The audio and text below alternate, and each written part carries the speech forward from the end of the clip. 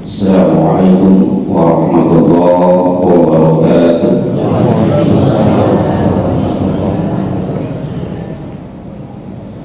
Alhamdulillahilladzi an'amana bi ni'matil iman wal islam. Asyhadu an la ilaha illallah wahdahu la syarika lah wa asyhadu anna Muhammadan abduhu wa rasuluh sallallahu alaihi wasallam la nabiyya ba'dah. Yang sama-sama kita hormati, kita muliakan Ketua Masjid beserta jajarannya, para tokoh, para alim ulama, bapak-bapak, ibu-ibu sekalian, ayahanda, bunda dan kaum yang dimuliakan oleh Allah, dan teristimewa kepada guru kita Kiai Haji Dr. Ahmad Bukhari Muslim. Alhamdulillah, selama 1 pekan beliau di sini, begitu banyak ilmu yang saya dapatkan dari beliau, dan ini adalah detik-detik terakhir beliau berada di Minangkabau. Mungkin nanti habis sholat zuhur beliau bertolak ke Payakumbuh dan langsung ke Pekanbaru dan langsung ke Jakarta. Memang pada hari ini malam tadi badan kami agak letih, maka disampaikan oleh Kiai, Ustaz, aduh nggak sampai tukang uri alasan uri badan. Nah, saya ada langganan urut badan. Pergi ke sana, kita pulang sudah jam 1, hampir setengah 2. Beli makanan namanya pecel lele. Sampai rumah sudah setengah 2 lewat. Beliau bilang makan dulu, Ustaz. Enggak aja katanya. Udah saya makan, dan si Gio pun juga makan. Badannya terlalu letih. Subuh-subuh beliau bangun mau makan pecel lele. Tahu-tahu lelenya kabur. Enggak ada lelenya, cuma nasi saja.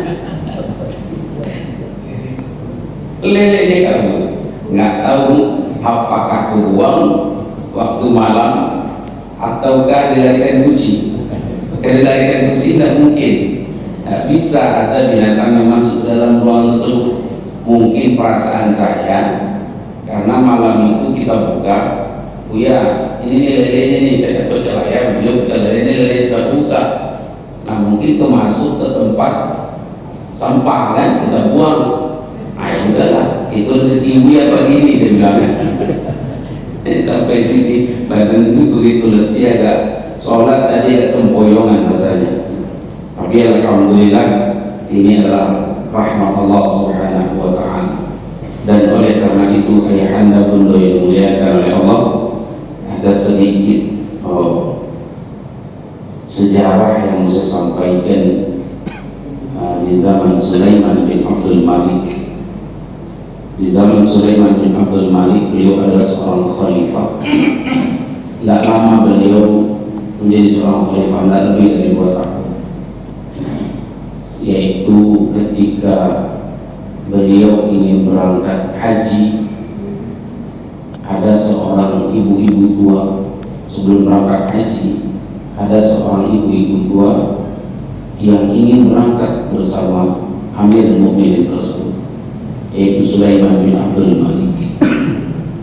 Dia menghadap kepada Sulaiman bin Abdul Malik, tapi dia tidak memanggil Amir Mukminin.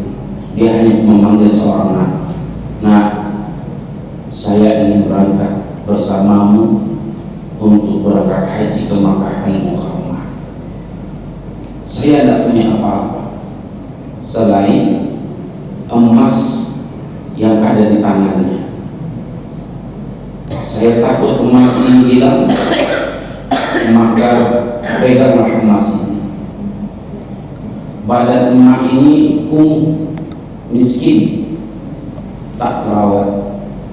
Tapi sebelum dia berbicara dengan Sulaiman bin Abdul Malik, ada wazirnya, malah ketika itu tidak boleh mendekat seorang mukmin. Tapi karena kemuliaan seorang Sulaiman bin Abdul Malik, dia sempatkan dirinya untuk berbicara dengan ibu ini. Yang kita tahu dalam sejarah, Sulaiman bin Abdul Malik adalah seorang Amir Mukminin. Beliau adalah pemimpin yang agung, pemimpin yang adil, pemimpin yang selalu mencintai rakyatnya. Lalu ketika emas ini diberikan kepada Sulaiman bin Abdul Malik untuk bekal baginya berangkat haji ke Makkah Al-Mukarramah, dan pendek cerita, ketika pas waktu haji, seorang ibu ini ingin berangkat bersama Amir Mukminin Sulaiman bin Abdul Malik melakukan perjalanan. Ketika di tengah perjalanan mampir di Masjid Ali sebelum ke Makkah Al-Mukarramah, dan selesai di Masjid Ali, Amir Mukminin beserta rombongannya terus berjalan berangkat ke Makkah Al-Mukarramah untuk menunaikan haji. Tapi di pertengahan perjalanan, Amir Mukminin ini suruh memeriksa rombongan haji, takutnya nanti ada yang tertinggal. Ternyata ada kurang satu jemaah. Ditanya oleh Amir Mukminin, siapa yang kurang? Maka dengan tanggung jawabnya bukan kepada manusia, tapi tanggung jawabnya kepada Allah Subhanahu wa Ta'ala, Amir Mukminin ini sendiri yang mengecek. Ternyata apa? Ternyata yang ditemukan yang kurang satu itu adalah seorang ibu ini yang menitipkan emas padanya. Lalu dia kembali, orang ini disuruh terus berjalan ke Makkah Al-Mukarramah. Dan ketika itu Amir Mukminin kembali ke belakang untuk mencari seorang ibu ini. Mungkin dia tertidur atau dia keluar dari rombongan. Ternyata sampai di rumah, sampai di Masjid Ali, seorang ibu ini sujud. Ketika sujud dibangunkan oleh Amir Mukminin, ternyata seorang ibu ini sudah meninggal dunia. Dan ternyata apa ayahanda pun dimuliakan oleh Allah, Amir Mukminin itu ketika itu dia sampai ke Makkah Al-Mukarramah, diurus jenazah seorang ibu ini. Sejarah ini saya dapatkan dari almarhum Profesor Dr. Ali Mustafa. Apa hikmah? Karena ceritanya masih agak panjang. Kalau diceritakan sampai habis, nanti guru kita tidak jadi ceramah. Maka saya singkat-singkat saja. Apa sejarah yang kita ambil dari sini? Sedangkan bukan anak kandung kita saja. Kalau kita lihat seorang ibu-ibu minta tolong, maka kita bayangkan yang kita bantu itu adalah orang tua kandung kita. Maka dan oleh karena itu ayahanda perlu untuk menyambut tahun hijrah ini, muliakan ibu-ibu kita. Ustaz, ambola punya ibu nih. Maka doa yang pertama itu adalah doa untuk orang tua kita telah meninggal dunia, bukan doa anak kita yang kita dahulukan, bukan doa cucu kita yang kita dahulukan. Kalau orang ini kok aneh, Bundo, kalau Bundo berdoa saya pertama, cucu aku anaknya kemana? Anaknya tinggal, amaknya kemana? Maka yang pertama yang kita doakan adalah orang tua kita, walaupun dia telah meninggal dunia. Maka jadilah anak qurrata a'yun dalam Islam ini, penyejuk penenang. Dan kita doakan orang-orang tua kita yang telah meninggal dunia, semoga Allah lapangkan kuburnya, Allah berikan cahaya di dalam kuburnya, sehingga orang tua kita termasuk orang tua yang selalu dirindukan surganya Allah Subhanahu wa Ta'ala. Saya yakin ayahanda dulu, awak yang duduk di siku satu kuat, penyurang tua, nak mungkin awak panjang dari itu je. Maka yang saya harapkan adalah pada awal-awal tahun hijriah ini, muliakan kedua orang tua kita.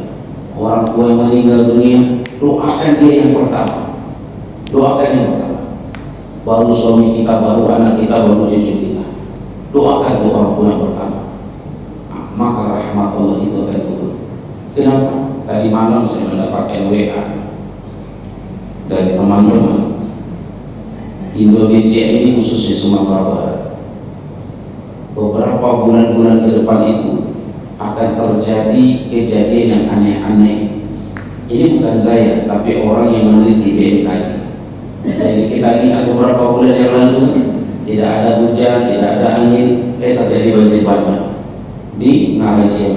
Tidak ada hujan, tidak ada angin. Di Sumatera Barat ini dilewati oleh lempengan cesar terbentang dari Bengkulu sampai ke Aceh. Lempengan cesar ini yang diteliti oleh ilmu itu sudah retak. Kalau patah, maka kekuatannya melebihi 10 kali lipat dari tahun 2009. Bayangkan, kekuatannya melebihi 10 kali lipat dari tahun 2009. Satu-satunya yang supaya negeri ini bisa kita rubah, yaitu dengan berikhtiar berdoa kepada Allah. Kalau kita muliakan orang tua kita, lalu kita doakan yang baik-baik, maka rahmat Allah itu akan turun. Mungkin ada pertanyaan, Ustaz, takut tak terjadi seperti itu? Saya pribadi jujur, saya takut. Saya takut. Saya tidak kuat dengan iman saya. Makanya saya berdoa kepada Allah, ya Allah, jangan uji saya dengan kapasitas iman kecil ini. Jangan uji dengan ketidakmampuan ini.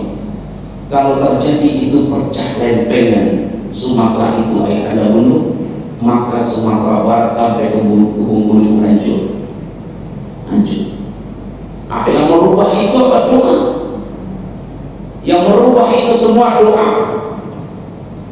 Karena apa? Itu takdir mu'anak, bukan takdir mubrah. Takdir yang bisa dirubah oleh manusia. Bagaimana caranya? Kita ramaikan rumah Allah, kita muliakan kedua orang tua kita. Imaratul masjid, ramaikan rumah Allah. Hidupkan cahaya-cahaya Allah. Di rumah Allah ini kita berdoa, ya Allah, turunkan rahmat-Mu ya Allah. Ya Allah, angkat keberkahan dari bumi ini ya Allah. Maka Allah jawab dalam surah Al-Ra'd.